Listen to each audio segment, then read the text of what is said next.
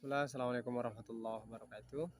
Alhamdulillah, Allahumma sholli ala Muhammad wa ala ali Muhammad. Kepada ayah bunda, Alhamdulillah sore hari ini pada saat closing anak-anak kita seluruhnya mendapatkan rekap amaliyah santri QS di rumah. Jadi ini dimiliki oleh seluruh santri.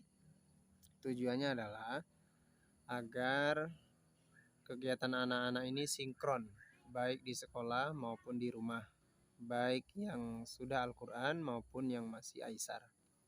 Jadi barangkali perlu kami sampaikan bagaimana cara mengisinya secara singkat, secara umum saja ya. Baik, pertama di sini tentu diisi nama anak, kemudian kelas, kemudian anak ini Aisar atau Al-Quran. Kalau Aisar diisi Aisar jilid berapa. Kalau Al-Quran berarti juz berapa saja dia. Juz 30 kah atau 30, 29, 28 atau berapa. Kalau Aisar, Aisar saja gitu intinya. Baik. Nah di kolom sini karena ini tanggal 1 Januari tertulis, maka kita sesuaikan berarti isi saja mencari yang tanggal 14. 16 maksud saya, 16. Berarti di sini ya. Berarti di sini tanggal 16 hari ini. Seperti itu. Jadi cara pengisiannya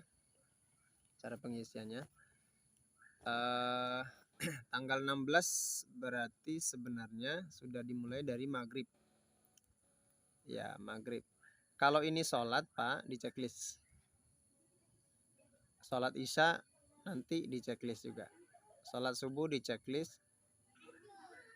Sholat zuhur sama asar kan di sekolah. Berarti ini dibawa ke sekolah. Ini dibawa ke sekolah agar nanti mudah.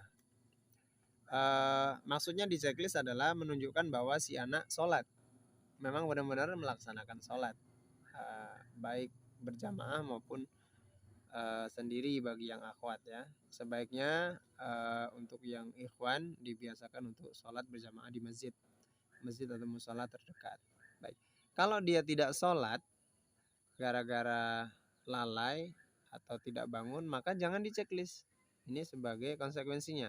Karena kita ingin mengetahui amal santri di rumah itu seperti apa. Jadi jangan diisi formalitas. Pokoknya diisi semua penuh. Bagusnya seperti itu tidak. Sesuai dengan pekerjaan atau amalan yang benar-benar dikerjakan.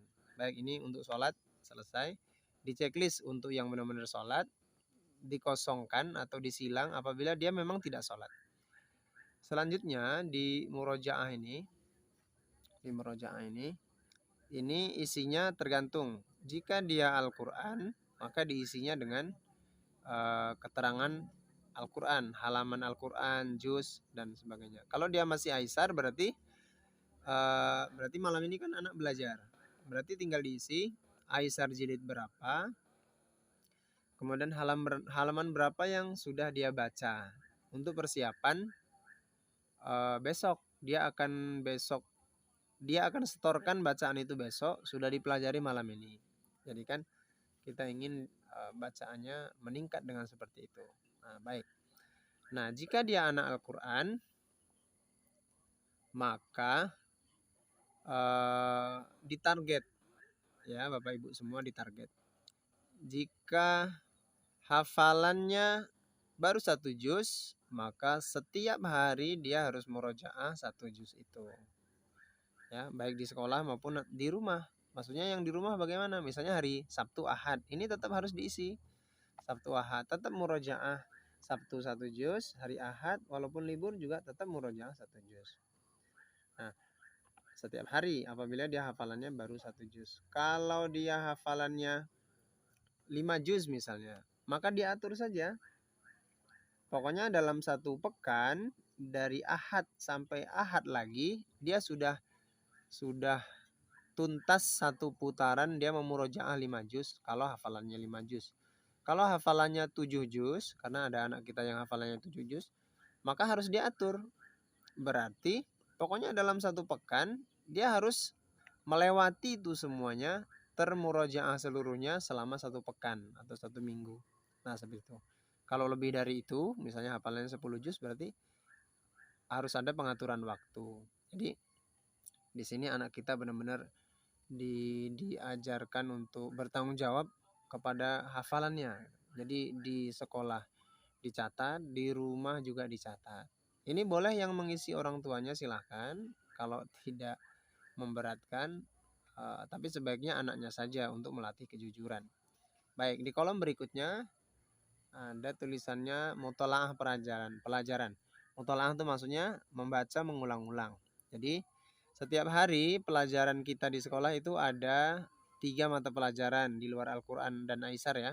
Jadi misalnya hari Selasa besok pelajaran adalah fikih, bahasa Indonesia, PPKN. Maka ada nggak dipelajari fikih? Ada di checklist. Bahasa Indonesia adakah dipelajari? Ada di checklist. PPKN ada nggak diulang-ulang pelajaran yang sudah diajarkan di hari Selasa yang lalu, misalnya seperti ini misalnya ya. Nah, maka di checklist diulang-ulang. Misalnya suruh menghafal lagu Indonesia Raya, maka itu juga diulang-ulang sebagai bentuk mutolaah pelajaran. Baik, selanjutnya di kolom yang lebar ini kita memberikan anjuran kepada Ananda karena sudah belajar di sekolah untuk membantu orang tua. Jadi birrul walidain artinya berbakti kepada orang tua dalam bentuk membantu beberapa jenis pekerjaan yang dia mampu. Kelas 1 misalnya, dia bisa ayah bunda dikasih tugas 1 pekerjaan saja.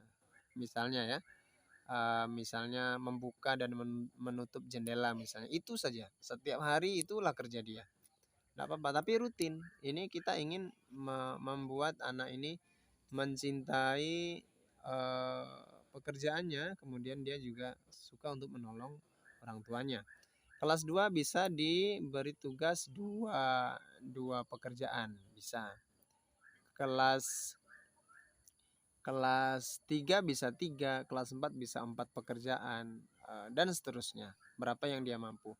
Dan yang kita ingin adalah rutin ya Bapak Ibu. Jadi jangan di hari pertama dia ngisi semua pekerjaan dia kerjakan. Di hari kedua sudah capek, sudah terasa bosannya kan. Nah, kita tidak ingin. Ya, anggaplah 1 hari itu 2 pekerjaan saja, tapi rutin seperti itu. Rutin dikerjakan. Sehingga kita ingin Bapak Ibu juga mendapatkan manfaat, bantuan pertolongan dari Ananda yang sudah belajar agama ini.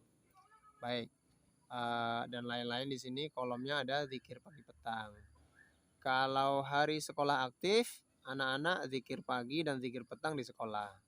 Tapi kalau hari Jumat sore, Sabtu dan Ahad, kan Ananda tidak berada di sekolah, maka bisa untuk dirutinkan zikir di rumah, zikir pagi dan petang di rumah gitu kan bersama orang tuanya. Rasanya lebih tergambar ya suasana Islami di rumah, Masya Allah.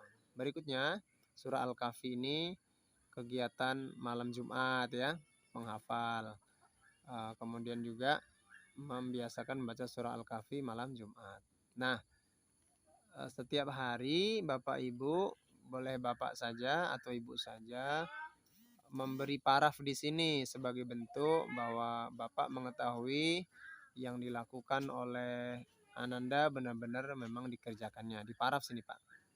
Kemudian ini dibawa setiap hari ke sekolah. Jadi kita memohon kepada orang tua untuk membekali atau melengkapi kertas ini karena ini berlaku untuk 1 bulan lama. Kalau dibawa begitu saja bisa kucel ini Pak, bisa keriting.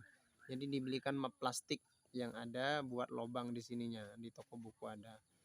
Mudah-mudahan dimodali 3.000 atau 5.000 mungkin bisa lebih aman kan.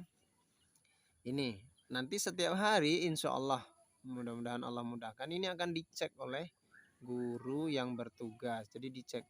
Nah, kenapa ini sholat asar tidak diisi? Berarti mungkin Ananda tidak sholat.